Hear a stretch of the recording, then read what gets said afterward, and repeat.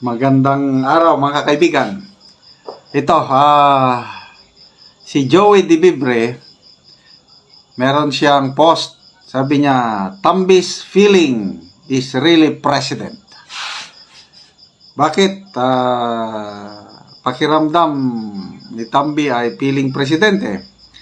Meron siyang i-share na press release from the office of the Speaker Ferdinand Martin G. Romualdez, December 15, sa araw na ito. Radyo Pilipinas ang nag-release, Philippine State-Controlled Media. Okay, so ito yung press release. Speaker Romualdez urges the creation of mega task force to run after price manipulators to force prices down. Speaker Ferdinand Martin G. Romualdez on Sunday urged the formation of what he described as a mega government task force to run after rice price manipulators and greedy traders. Ito yung exact word ng Speaker of the House. A call to immediate action is needed to force a decrease in rice prices for the benefit of the Filipino consumer, the leader of the 300 plus strong House of Representatives said. Okay. So, bakit naisipan ng Speaker of the House na magkaroon ng mega task force para pababain ang presyo ng bigas? Ito yung sa House of Representatives, bumuo sila ng kintakum. Hindi sila naging kontento sa quadcom. Ito, kintakum. He made the proposal, si Romualdez, he made the proposal after the House Kintakum, chaired by Ways and Means Committee Chairman Representative Joey Salcida of Albay, uncovered alarming evidence of collusion and price manipulation in the rice industry, despite reports of oversupply and reduced import tariffs. Speaker Romualdez said his proposed task force may be composed of the Department of Agriculture, Department of Justice, including National Bureau of Investigation, Bureau of Customs, Bureau of Internal Revenue, and Department of Trade and Industry. Basahin ko lang muna itong press release bago ako magbigay ng comment or reaction.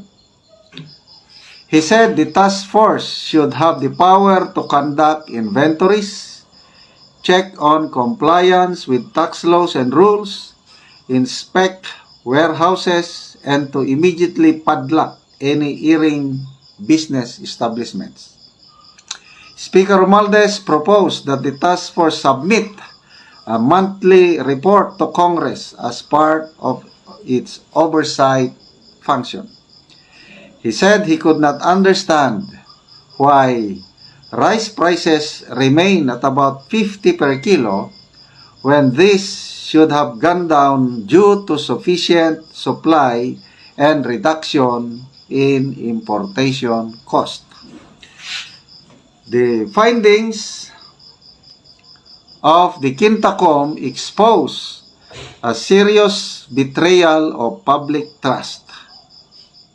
The Filipino people are paying unnecessarily high prices for rice, which should now be at 35 to 40 per kilo due to oversupply and tariff reductions. This blatant manipulation is unacceptable, Speaker Romualdez stressed. We will not allow this exploitation to continue. The House of Representatives will dismantle this cartel. Wow! Palakpak naman. Napatawa ko. The House of Representatives will dismantle this cartel, ensure accountability, and protect both consumers and our farmers. Dito tayo magto ng pansin mamaya. Papaano trabaho ba ng House of Representatives na mag-dismantle ng cartel? Kaninong trabaho ito? Trabaho ba ng Speaker of the House? Grabe. Ang galing. We will not allow this exploitation to continue. The House of Representatives will dismantle this cartel, ensure accountability, and protect both consumers and our farmers, he added. During the recent hearings of the Quintacom, also known as the Morang Pagkain Super Committee, lawmakers revealed a disturbing pattern of price fixing and hoarding among rice importers and traders. Data presented by Philippine Statistics Authority indicated an oversupply of rice, with a demand-supply ratio dropping from 82.5 to 69.4 this year.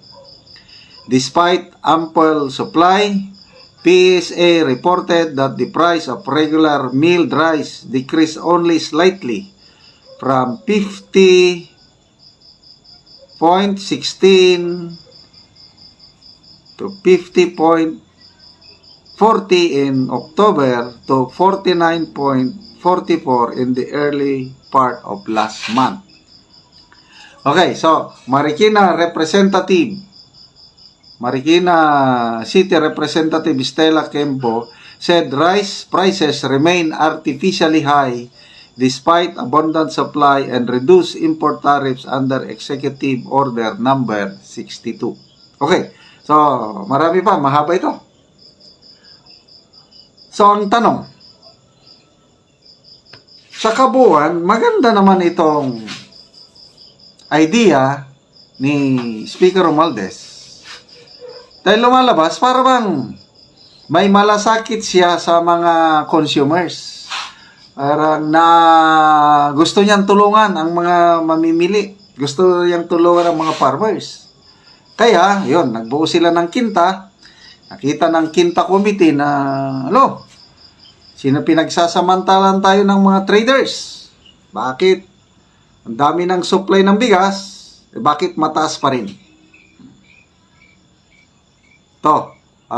Inamin na po ng Department of Agriculture, Bureau of Plant Industry, na ang nakikinabang lang sa Executive Order number 62, yung pagbaba ng taripa, ay ang mga importers, mga traders.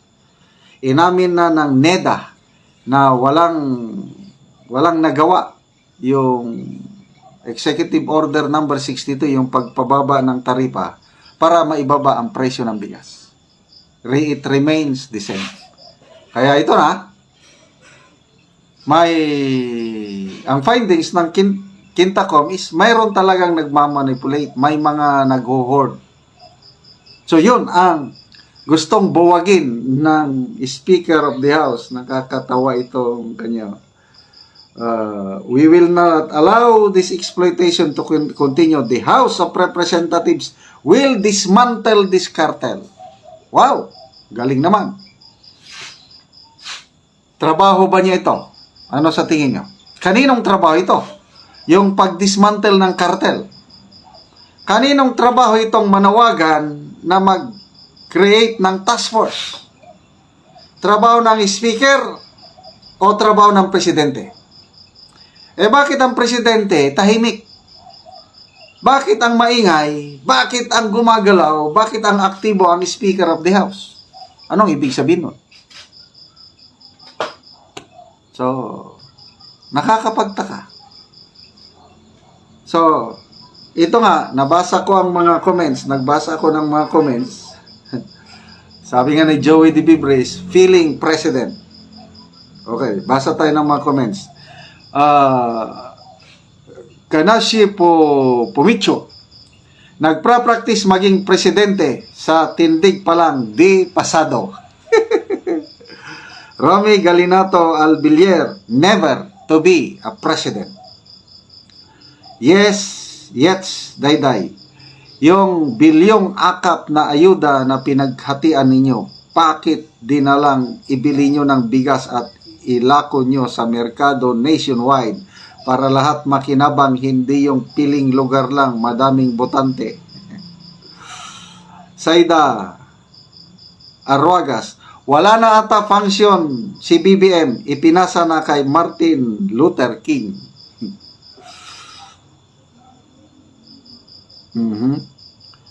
Judith Takahashi, Mr. President of the Ayuda Nation.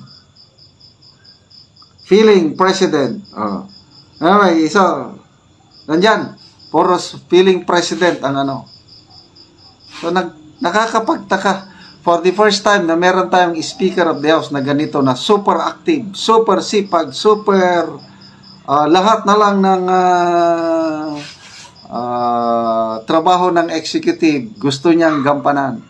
So, good luck po, Mr. Speaker of the House. Sana ma-dismantle nyo ang mga kartel. Sana tulungan nyo ang inyong pinsan kasi sabi ng presidente yung SONA niya nung 2023. Smugglers and hoarders, your days are numbered.